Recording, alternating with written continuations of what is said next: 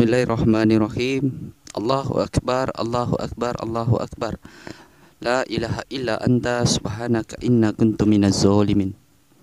Alhamdulillah, kita berjumpa lagi di channel Kisah Semalam. Malam ni kita ada buat satu gerakan ke PD Port Dickson Negeri Sembilan. Ini lokasi dia, Port Dickson Negeri Sembilan. Okey. Kita malam ni kita cuma santai-santai jalan, nak rehatkan diri atau nak bercuti ke kawasan ni, Port Dickson. Jadi malam ni mungkin kita akan buat satu video ataupun rakaman untuk berkongsi satu pengetahuan tentang sekiranya ada yang kena rasuk ataupun kena sampuk, macam mana cara-cara kita mengeluarkan benda halus yang merasuk seseorang.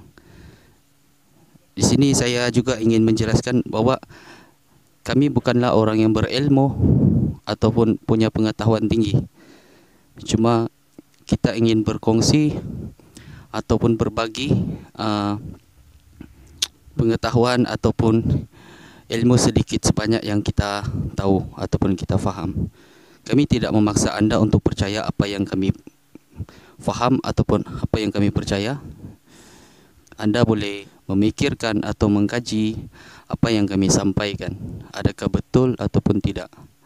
Jika baik, kamu ambil. Jika buruk, kamu ketepikan. Okey? InsyaAllah sekejap lagi kami akan buat rakaman cara-cara membuang makhluk halus yang masuk ke dalam badan. Okey? Okey. Seperti yang saya katakan tadi, kita akan buat satu demo ataupun cara mengeluarkan benda halus yang merasuk ke dalam tubuh seseorang. Okey, kita akan guna kita punya kru, iaitu Patra, untuk sebagai demo. Kita gunakan untuk macam mana kita nak menjelaskan cara-cara nak mengeluarkan benda ataupun benda halus yang masuk ke dalam tubuh seseorang. Okey, cara dia macam ni. Okey, ni Patra cuba untuk sebagai kita punya contoh ya. Kau kena belakang. Cara dia macam ni. Bila seseorang kena rasuk, kita boleh menggunakan ayat Al-Fatihah. Okey. Sebenarnya untuk mengeluarkan jin ataupun benda halus yang ada di dekat tubuh badan seseorang, dia akan duduk dekat belakang sini. Ya. Duduk dia di belakang sini. Jadi cara kita ataupun maksud dia, bacaan yang digunakan, dia tak ada bacaan yang khusus ataupun contoh dia, bang, kalau kita nak mengeluarkan benda halus dari tubuh seseorang, apa bacaan yang kita harus buat? Al-Fatihah. Al-Fatihah lah bacaannya. Bukan. Dia di mana yang kau yakini, di mana yang kau biasa. Untuk andai kata kau meyakini surah An-Nas, kau lakukan dengan surah An-Nas. Andai kata kau yakini dengan surah Ikhlas, kau lakukan dengan surah Ikhlas. Tapi di sini aku mengajarkan ada dua cara. Okey. Sebenarnya banyak cara, tapi kita ambil cara yang mudah. Okey. Caranya nak mengeluarkan orang yang sedang kena rasuk. Cara dia, kita akan tolak daripada bawah. Tolak daripada bawah, tangan keadaan macam ni ya.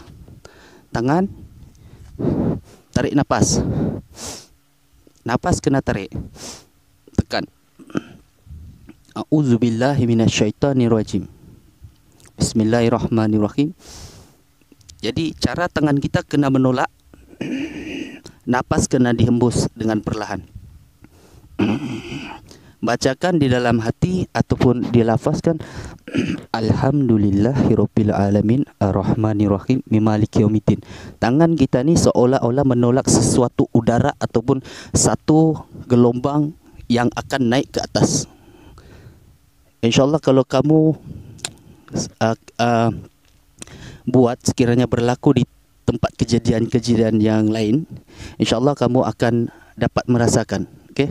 Sebab ini benda kita kena selalu buat, baru kita boleh faham. Ya.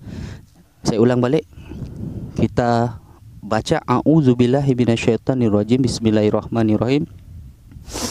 Tarik nafas, tolak.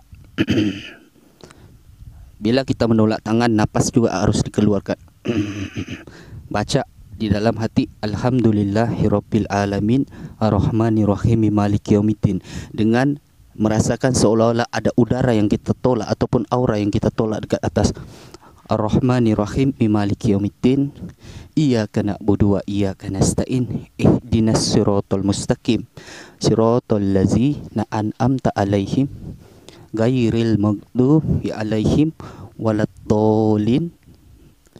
Sampai ke depan, nampak sampai ke depan muka. Sebab benda ni kita nak keluarkan daripada mulut, kita akan tarik nafas kita seolah-olah ada benda yang kau genggam. Tarik, lepaskan nafas. Bila anda menarik, tangan juga seolah-olah ada menggenggam sesuatu. Lepas tu dihembus. Nafas dikasih keluarkan seolah-olah kau membuang sesuatu benda yang ada dekat tangan kau. Itu untuk surah Al-Fatihah. Andai kamu yakini ataupun selalu mengamalkan surah An-Nas ataupun Falak, caranya pun sama.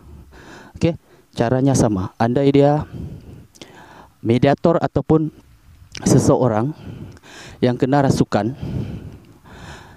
tak boleh dikeluarkan, ataupun kamu dah try sekali tapi tak keluar, kamu cuba balik. Cuba dengan surah yang kamu biasa. Cuba macam mana tadi yang saya sampaikan, cuba balik. Kerana apapun yang kita baca, kita kena yakini. Andai kamu percaya atau kamu yakin dengan Al-Fatihah, kamu suka dengan surah tu, yakinlah bahawa Allah lah penolong kita. Okey? Bacakan surah Al-Fatihah, Falak ataupun An-Nas boleh. Selawat Nabi boleh. Di mana surah-surah yang kamu suka. Okey. Itu kita hentikan untuk cara penarikan benda halus yang masuk ke dalam tubuh manusia.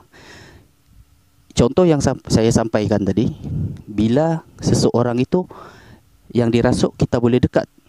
Okey, kita boleh dekat ataupun dia tidak agresif. Contoh kalau dia agresif, ini contoh sekiranya seseorang mediator yang kena rasuk tu, dia agresif. Cara dia, kita untuk mengeluarkan, sebab dia tak boleh disentuh kan, dia tak boleh disentuh. Jadi cara kita nak mengeluarkan, kita ambil jalan singkat. Sebab mungkin dia agak agresif, ganas, bacakan. Dia duduk, dia tengah agresif, kita dekat sini, bacakan Bismillahirrahmanirrahim. Maafkan saya. A'udzubillahi minasyaitonirrajim. Bismillahirrahmanirrahim. Bismillahi masyaallah. Bismillahi masyaallah. Di dalam hati ataupun dicakap sedikit boleh. Bismillahi masyaallah 3 kali. La haula wala quwata illa billah il aliyil azim. Tiup ke tangan 3 kali. Sekali lagi saya ulang. Bismillahi masyaallah. Bismillahi masyaallah.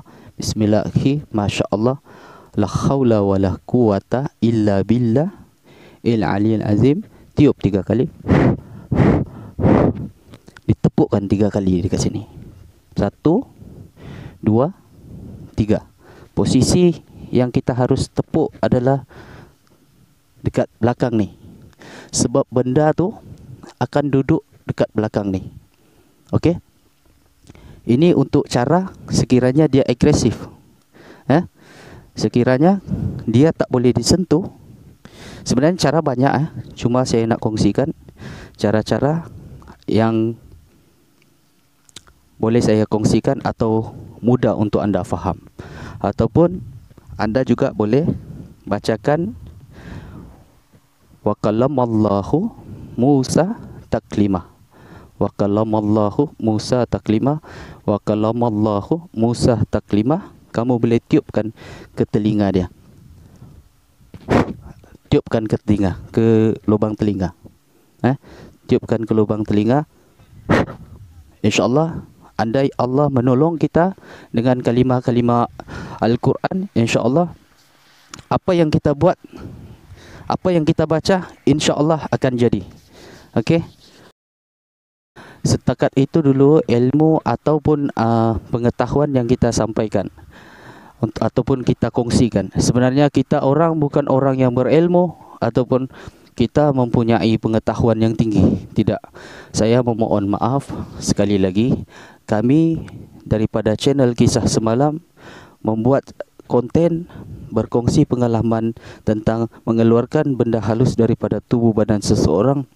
Bukan bertujuan kami ni handal nak mengajar kamu ataupun kawan-kawan ataupun sahabat di luar sana seolah-olah kami ni hebat yang kamu tu tak hebat. Bukan. Minta maaf sekali lagi.